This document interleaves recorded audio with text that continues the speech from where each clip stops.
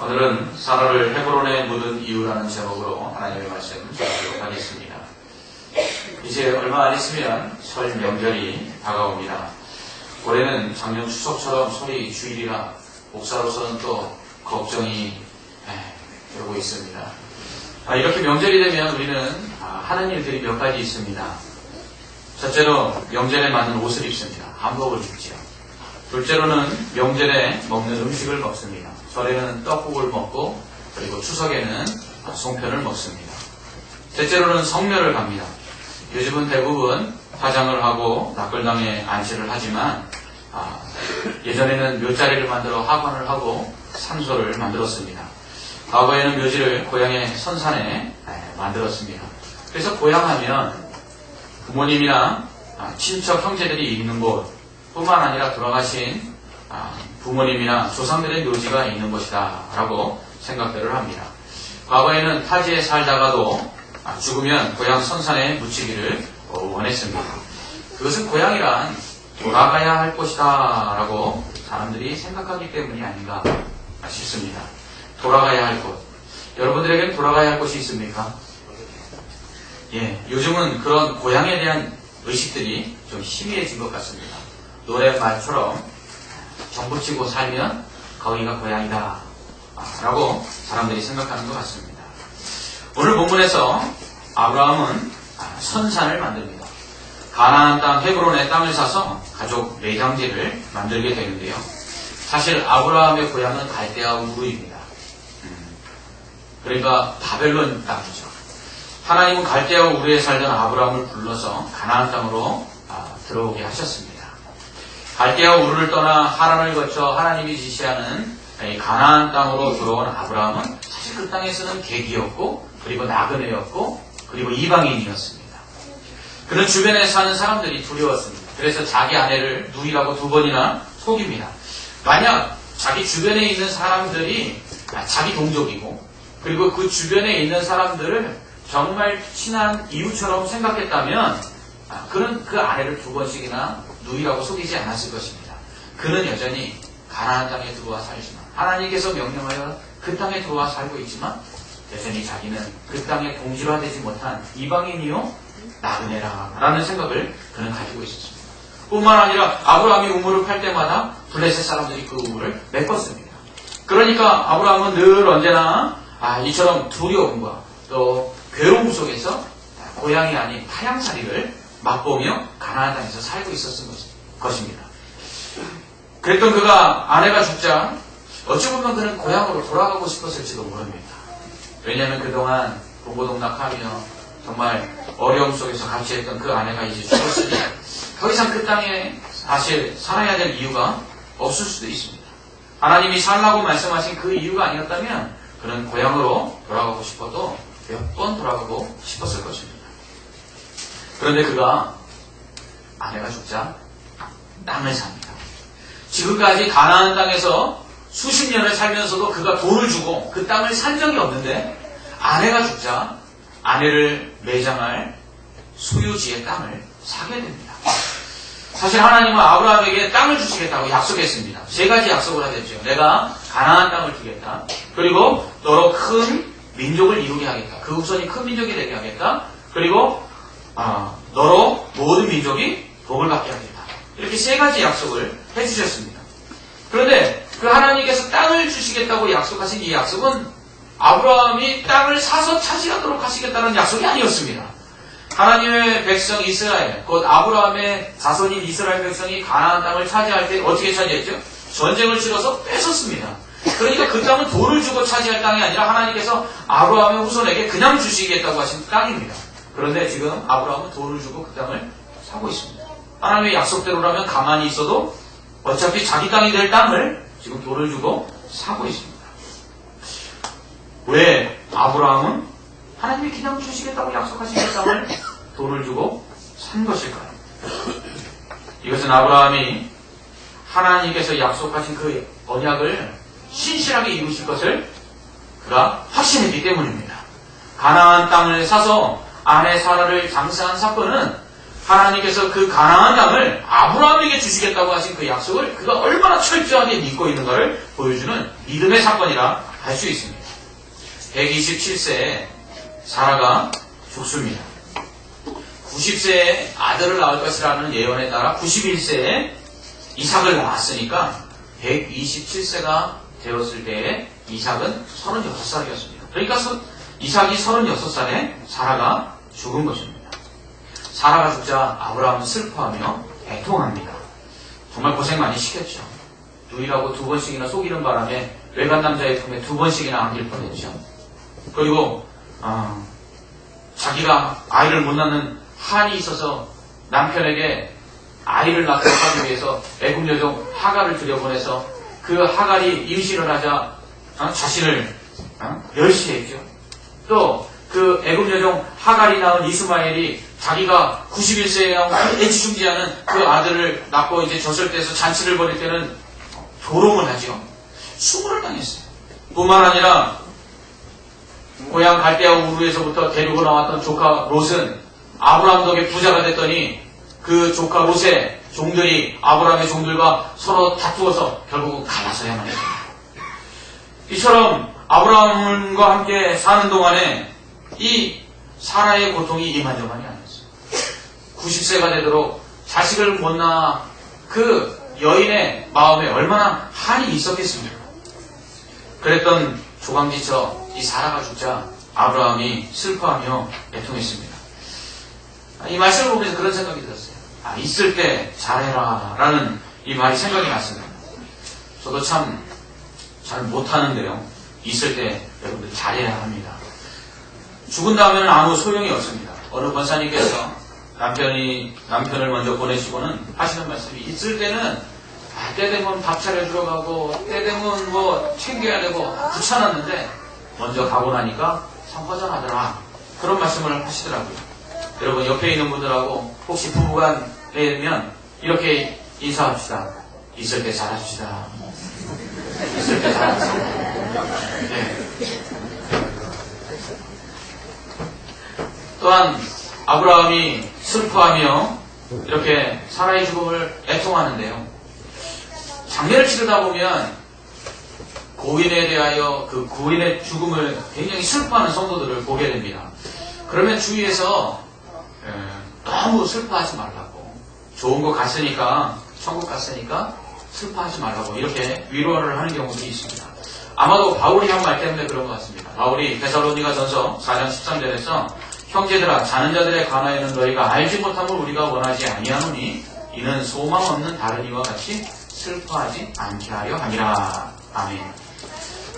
믿는 자가 죽었기 때문에 믿는 자의 죽음은 성경이 뭐라고 이야기합니까? 성경이 복되다 그렇게 말합니다. 천국에 갔기 때문에 이 땅에서의 삶을 마치고 영생을 얻었기 때문에 성경이 복되다 그럽니다. 그렇기 때문에 믿는 자의 죽음에 대하여 믿는 사람, 믿는 유족들은 과도하게 슬퍼하지 말라라고 바울은 말하고 있습니다. 왜냐하면 천국에서 다시 만날 것이고 부활의 날에 다시 만날 소망이 있기 때문이다 라고 이야기합니다. 그래서 흔히 장례를 치르면서 고인의 죽음을 슬퍼하며 애도하는 이 유족들에게 너무 슬퍼하지 말라고, 오히려 너무 지나치게 우는 것, 그리고 눈물 흘려 우는 것은 덕이 안 되는 것처럼 그렇게 이야기하는 경우들이 있습니다. 맞습니다. 물론 우리 믿는 자들은 죽은 자가 다시 천국에 가서 부활의 날에 다시 만날 것을 소망하기 때문에 불신자들처럼 죽음이 끝이라고 생각했고 그렇게 과도하게 슬퍼하면 안 됩니다. 그러나 그렇다고 해서 울지 말라는 말이 아니거든요. 울음을 찾는 것이 마치 바른 신앙인 것처럼 생각할 필요는 없다는 것입니다. 이 땅에서 마지막이기에 육신을 입고 다시 이 땅에서 볼 수 없기에 슬퍼하는 것입니다. 예수님도 사랑하는 친구 나사로가 죽었을 때 그 무덤 앞에 서서 눈물을 흘렸습니다. 그러자 사람들이 그 모습을 보고 예수님이 나사로를 얼마나 사랑하였는가 라고 말했습니다. 사랑하는 이가 죽었는데 어찌 슬프지 않고 눈물이 나지 않겠습니까? 그러므로 사랑하는 이를 잃고 슬퍼 우는 사람들이 믿음이 없어서 우는 것처럼 생각하지 마십시오. 오히려 함께 슬퍼해주고 함께 울어주십시오. 슬플 때 옆에서 함께 슬퍼해주고 울어주는 자가 진짜 성도입니다. 바울은 우는 자들과 함께 울고 웃는 자들과 함께 울라고 말했습니다. 그러나 만약 성도들이 고인이 믿다가 돌아가셨다면 장례를 치르는 중에 슬프고 눈물이 나더라도 부탁드리는 것은 불신자들처럼 마지막이고 다시 볼 수 없는 것처럼 슬퍼하지는 않아야 한다는 것입니다. 왜냐하면 천국에서 다시 만날 것이고 부활의 날에 다시 볼 것이기 때문입니다. 이렇게 사라의 죽음을 슬퍼하며 애통한 아브라함은 자신이 거하고 있던 그 땅의 사람들을 찾아갑니다. 그 헤브론에는 핵족속이 살고 있었는데 그들에게 가서 자기의 아내를 묻을 땅을 달라고 이야기합니다. 아브라함은 그들에게 자신을 이렇게 이야기합니다. 나는 너희들 중에 나그네다 라고 말합니다. 그러면서 내 아내 사라를 매장할 땅을 소유주로 삼을 수 있도록 사게 해달라 부탁을 합니다. 그런데 이 말은 잘 생각해보면 앞뒤가 안 맞아요. 여러분 나그네가 집 사는 거 보셨습니까? 나그네가 땅 사는 거 보셨습니까? 여러분이 여행하러 간 곳에 땅 사서 주시는 분 계십니까? 없습니다. 왜요? 잠시 거쳐 갈 것이기 때문에 사지 않습니다. 그런데 아브라함은 내가 너희들 가운데 나그네로 거하였는데 내 아내를 묻을 땅을 달라 이렇게 이야기합니다. 어찌 보면 나그네이기에 사라를 화장시켜서 그냥 땅에 묻지 않는 것이 더 옳을 수도 있었을 텐데 굳이 나그네로 사는 그가 그 땅에 아내를 묻기 위해서 땅을 달라고 말합니다. 이에 헷 족속은 아브라함에게 이렇게 말합니다. 6절 말씀을 한번 보시기 바랍니다. 내 주여 들으소서. 당신은 우리 가운데 있는 하나님이 세우신 지도자이시니 우리 묘실 중에서 좋은 것을 택하여 당신의 죽은 자를 장사하소서. 우리 중에서 자기 묘실에 당신의 죽은 자 장사함을 금할 자가 없으리라 라고 말합니다. 여러분 아브라함이요 비록 헷 족속이 살고 있는 이 가나안 땅, 이 헤브론에 거하면서 나그네처럼 살고 있다라고 그는 말했지만 그러나 그 주변에 있는 헷 족속은 그를 그렇게 생각하지 않았습니다. 오히려 헷 족속은 아브라함을 자신들 가운데 하나님이 세우신 지도자라고 말하고 있습니다. 여기서 우리는 아브라함이 비록 헷 족속의 땅에서 이방인으로, 객으로, 나그네로 살고 있지만 그들에게 상당한 영향력을 끼치고 있었다는 사실을 우리는 주목할 필요가 있습니다. 헷 족속은 특별히 그가 자신들에게 영향력을 끼치는 지도자인데 특별히 하나님이 그를 세우신다라는 것을 그들은 알고 있었습니다. 여러분 오늘날 이 시대를 바라보면서 지도자의 부재 시대다 이렇게 이야기합니다. 이번 대통령 선거 때에도 대통령 후보자로서 마땅히 이 땅을 이끌어갈 인물이 참 없다라는 말들을 자주 했습니다. 저는 특별히 크리스찬 지도자가 없다는 사실이 너무 안타깝습니다. 몇 년 전만 해도 한국 교회를 이끌어가는 정말 별과 같은 교계의 지도자들이 계셨습니다. 그분들의 영향력과 그분들의 교회를 통하여 한국 교회는 정말 아름다운 성장들을 이루었고 그리고 그 목회자들과 교회의 영향을 받은 교회들이 이 땅에서 참으로 성경적인 모범적인 교회의 모습들을 찾아가고 있었습니다. 그러나 오카노 목사님이나 하영조 목사님과 같은 정말 교계에 걸출한 지도자들이 사라지고 난 다음 교계는 이 교회를 이끌어갈 한국 교회를 이끌어갈 지도자가 나타나고 있지 않습니다. 그래서 교회가 오히려 세상 가운데 손가락질 당하고 그리고 세상 가운데 교회가 욕을 먹고 있습니다. 여러분은 어떻습니까? 여러분이 속한 직장이나 조직 또 여러분이 속한 교회에서 영향력을 미치는 지도자입니까? 아니면 나그네처럼 왔다 갔다 하십니까? 특별히 하나님께서 우리와 함께 하시며 하나님께서 우리를 세워서 우리가 속한 직장과 그리고 사업장 그리고 우리의 이웃들에게 영향력 있게 우리의 지도력을 발휘하게 하셨다라고 여러분 증거하고 있습니까? 여러분 이것이 우리 안에 있어요. 우리가 뛰어난 어떤 역량이 있어서가 아니라 하나님께서 우리를 세우셔서 그렇게 지도력을 발휘하고 있다는 것을 우리는 드러내야 한다는 것입니다. 아브라함은 헷 족속 가운데 살면서 그들로부터 나그네라고 자기 자신은 생각했지만 그러나 하나님은 그를 들어 그 주변에 있는 헷 족속에게 하나님께서 세우신 사람이 어떻게 축복을 받으며 하나님께서 세우신 사람이 어떻게 그들 가운데 영향력을 나타내는가를 증거했습니다. 여러분, 우리의 삶은 하나님께서 그냥 그렇게 왔다가 그렇게 가는 한낱 이 땅에 잠시 왔다 사라지는 나그네로 살기를 하나님 원하시지 않습니다. 비록 이 땅은 우리가 잠시 왔다가는 나그네와 같은 인생이지만 하나님은 이 땅을 살아가는 우리에게, 믿는 자들에게 하나님이 세우셔서 이 땅 가운데 하나님의 뜻을 이루고 하나님의 능력을 나타내며 하나님이 정말 살아계시다는 것을 증거하는 영향력 있는 지도자로 살기를 원하십니다.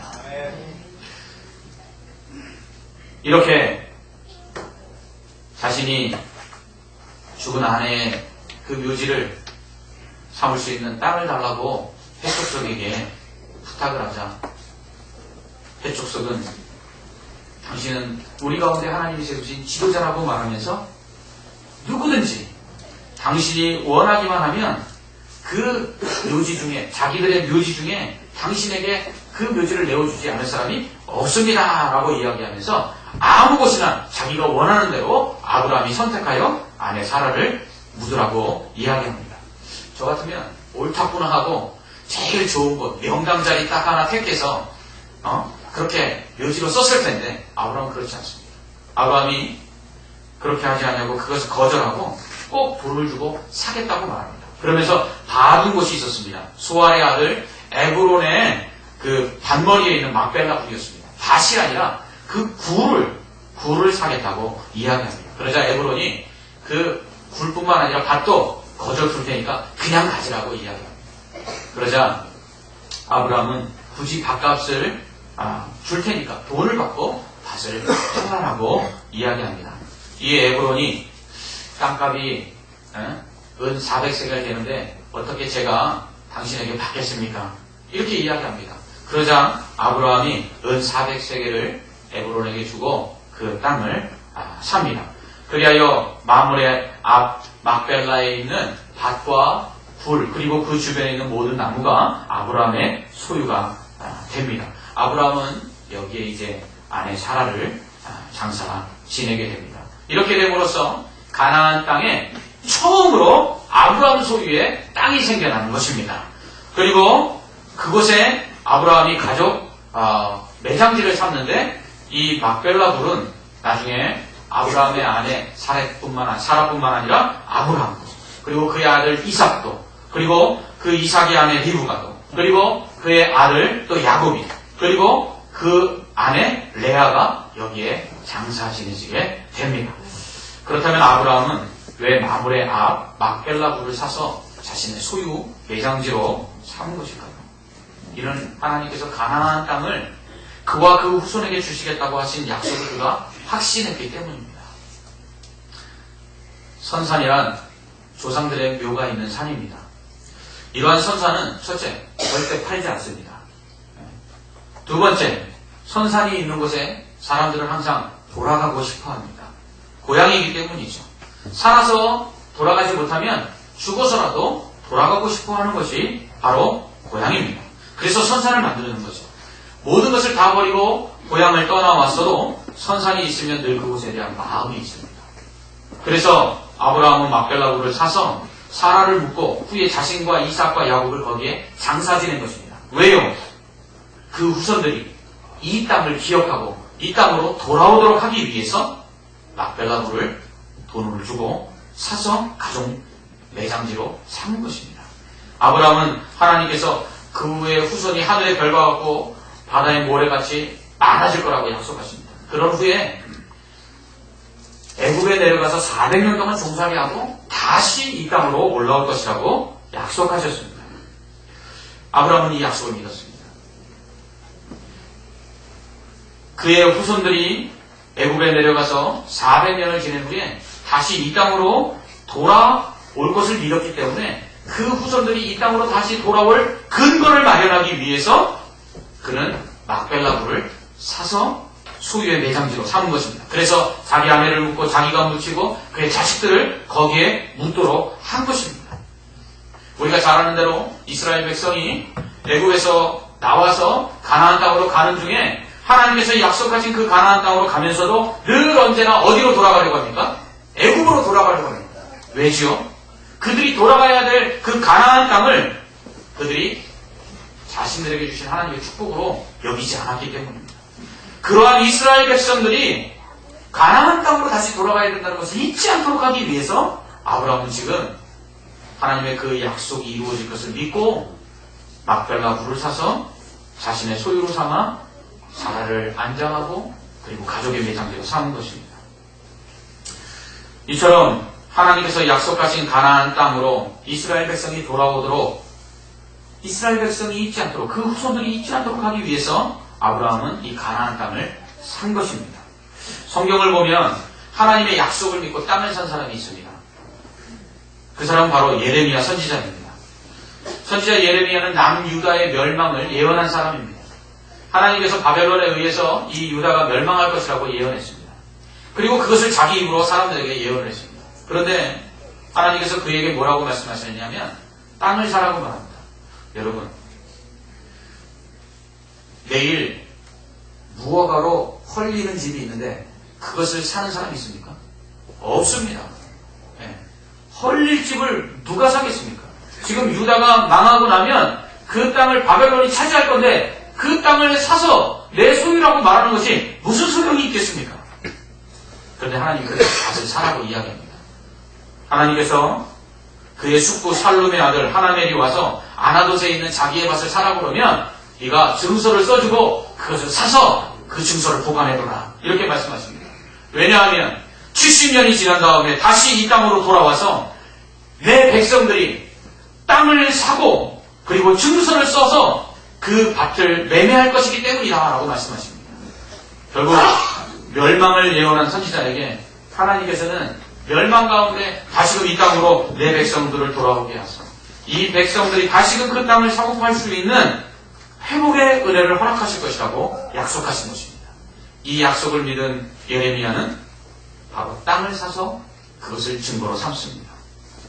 이렇듯 하나님께서 약속하신 것을 이루실 것을 확신하여 예레미야나 아브라함이나 땅을 산 것입니다.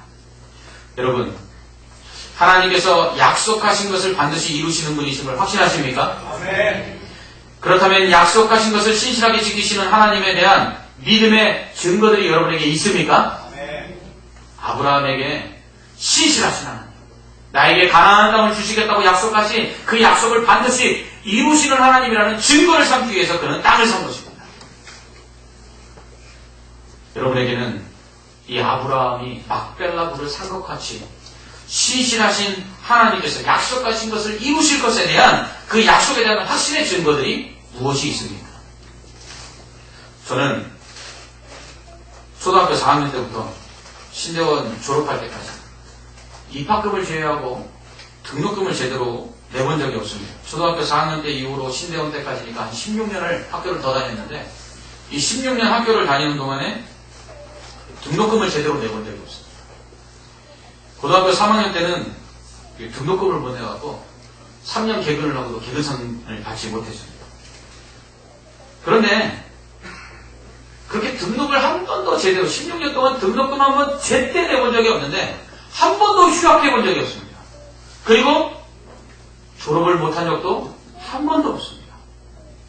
그래서 저는 제 졸업장과 그리고 졸업 앨범을 볼 때마다 하나님께서 나에게 필요한 것들을 채워주시는 하나님이시라는 증거를 삼고 있습니다. 또한 아버님이 사업을 하시다가 몇 번 도산하는 바람에 1년에 많게는 4번씩 이사를 다닌 적이 있습니다. 그때마다 하나님께서 얼마나 신실하게 인도하셨는지 말로 다 할 수 없습니다. 이사를 가야 하는데 당장 보증금도 없고 또 방도 구하지 못한 상태에서 이사 전날 어머니께 걱정이 돼서 어머니 어디로 우리 이사 가나요? 그러면 어머니 그러십니다. 하나님께서 내일 방 주실 거야 걱정하지 마. 그리고서는 그 다음날 되면 정말 어머니 말씀대로 복도방에서 전화가 옵니다. 방 나왔으니까 이사 가라고. 그래서 이사를 간 것이 수도 없습니다. 그러다 보니까 저는 어떤 일이 막혀있거나 어떤 일이 당장 해야 되는데 안 되고 있을 때는 어머니께 전화합니다. 어머니 어떻게 하죠? 그럼 어머니 그렇습니다. 아무것도 걱정하지 마. 하나님께서 다 해결해 주실 거야. 제게는 약속을 지키시는 신실하신 하나님의 증거가 저희 어머님이십니다. 또한 제가 결혼할 때도 마찬가지입니다. 저는 제 인생에서 자신이 가진 모든 것을 한 남자에게 다 바친 여자를 만나 결혼을 했습니다. 지금 그 사람하고 같이 살고 있습니다. 제가 가난한 신학생으로 정말 무인푼이었습니다. 그런데 평생을 좋은 남자 만나 시집가겠다고 모은 돈을 이 한 푼 없는 신학생에게 다 올인하고 그것도 모자라 마이너스 통장까지 만들어서 시집 온 사람입니다. 저는 그래서 청년들에게 결혼에 대해서 걱정하지 말라고 말합니다. 하나님께서 다 준비하신 정말 믿음의 배우자, 좋은 배우자를 하나님 허락하실 거니까 걱정하지 말라고 말합니다. 왜냐하면 신실하신 하나님에 대한 그 약속을 이루시는 증거가 저에게 제 아내이기 때문입니다. 제겐 또 우리 미군 중앙교회가 하나님의 신실하심에 대한 증거입니다. 사실 제가 우리 교회 부임하기 전에 모든 과정을 아시는 분, 제가 부임하기까지의 모든 과정을 아시는 분들이 여기 계십니다. 그분들 중에는 지금도 가끔 그렇게 말씀하실 때가 있습니다. 목사님이 어떻게 우리 교회에 부임하셨는지 제가 청빙위원이면서도 알지를 못하겠습니다. 그 얘기를 들을 때마다 저거를 어떻게 알았는지 잘 모르겠습니다. 정말 그랬습니다. 마지막 선을 보러 오는 날 40분 늦게 왔죠. 40분 늦게 와서는 40분 설교하고 갔죠. 그런데도 나중에 제가 이 교회에 와서 지금 이렇게 2년이 넘도록 목회를 하고 있습니다. 하나님께서 저에게 이 교회를 보내시면서 하신 말씀이 있습니다. 내가 너를 그곳에 보내면서 내가 너와 함께 할 것이고 내가 너를 통해서 이룰 일들이 있다. 저는 지금 우리 교회에서 사역하고 있는 것이 하나님의 신실하심을 이루시는 것에 대한 증거를 가지고 사역하는 것입니다. 여러분에게는 어떤 증거들이 있습니까? 여러분에게 약속을 이루시는 그 하나님에 대한 신실하심에 대한 증거들 무엇을 가지고 있습니까? 그래서 여러분들이 흔들리고 여러분들이 때로는 방황하고 여러분들이 때로는 의심할 때 그것을 바라보면 하나님 신실하셔. 하나님께서 반드시 나에게 약속하신 것을 이루실 것이야 라고 다시 한번 하나님을 붙들 수 있도록 하는 증거들이 무엇이 있습니까? 우리에게 그런 것들이 있어요. 믿음이 흔들리지 않는 사람은 없습니다. 믿음이 언제나 굳건한 사람은 한 사람도 없습니다. 다 넘어질 때도 있고 쓰러질 때도 있고 흔들릴 때도 있습니다. 그러나 그러할 때 하나님은 신실하셔서 다시금 나를 붙잡아 주시고 나를 일으켜 세우실 것을 다시금 믿을 수 있게 하는 여러분 안의 증거들, 그것이 있어야 될 줄 믿습니다. 아브라함에게는 그 막벨과 불이 그 신실하신 하나님의 약속에 대한 증거였습니다. 내가 이 땅에서 나그네처럼 살았지만, 그러나 하나님께서 지금도 나그네처럼 살고 있지만 하나님께서 이 땅으로 나와 내 후손들을 돌아오게 할 것이다. 그 신실하신 하나님이 그 약속을 이루실 것이다. 그것을 믿기에 그는 나그네로 살면서도 그 땅을 사는 것입니다. 여러분, 하나님은 여전히 우리의 삶 가운데 신실하심을 믿으시기 바랍니다. 여러분의 삶 가운데 그 약속하시고 그리고 베풀어 주시겠다고 하신 그 은혜와 축복들을 하나님은 반드시 우리에게 허락해 주실 줄 믿습니다. 이것을 믿으신다면 이것이 흔들리지 않는 믿음으로 여러분에게 증명할 수 있도록 증거를 삼는 증거를 가지시기를 주님의 이름으로 축원합니다.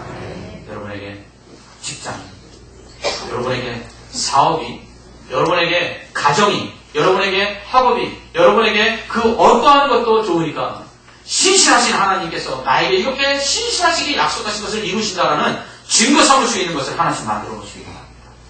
그리고 그 약속들, 그것을 이루시는 그 하나님의 신실하심을, 그 증거들을 바라보면서 늘 변함없이 붙들고 사심으로 말미암아 하나님께서 신실하게 여러분에게 약속하신 그 축복과 은혜들을 다 이루어 주시는 은혜가 여러분의 삶 가운데 있기를 주님의 이름으로 축원합니다. 아멘. 기도하겠습니다. 나그네와 같이 이방인들처럼 이 땅에 살아가고 있는 우리들, 언젠가는 하나님 나라로 다시 돌아가야 될 우리들, 하지만 이 땅에 육신을 입고 있는 동안 살 수밖에 없는 우리들, 그렇게 때로는 흔들리고 넘어지고 쓰러질 때가 있음을 고백합니다. 하나님, 그때 신실하신 하나님을 다시 붙들게 하여 주시옵소서. 아브라함처럼 막벨과 굴을 사서 하나님의 그 신실하신 약속을 이루실 것을 증거 삼는 저희들의 믿음이 되게 하여 주시옵소서. 그리하여 그것을 바라볼 때마다 하나님은 신실하시면 하나님은 반드시 나에게 약속하신 것을 이루어 주신다는 것을 믿고 흔들리지 않는 믿음의 성도들 되게 하여 주시옵소서. 예수님 이름으로 기도합니다. 아멘.